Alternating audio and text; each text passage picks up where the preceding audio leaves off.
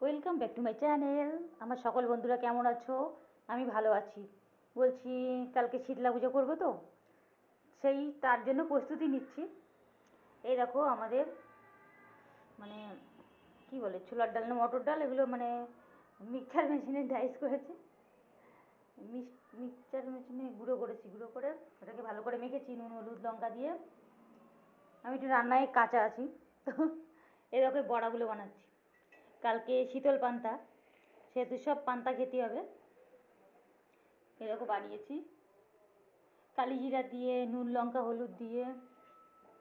তারপর এইগুলো বানাচ্ছি। আমি আগেই বলেছি আমি রান্নায় কাঁচা আছি, ঠিক আছে? অত এই হচ্ছে আমার বড়া। আউ, পড়ে যাচ্ছিস কেন? কালকে এগুলো দিয়ে শীতল পান্তা হবে, সঙ্গে একটু আলু ভাজা হবে। কালকে সারাদিন উপাস। কে কে শীতলা পূজা করছো প্লিজ কমেন্টস করে জানিও।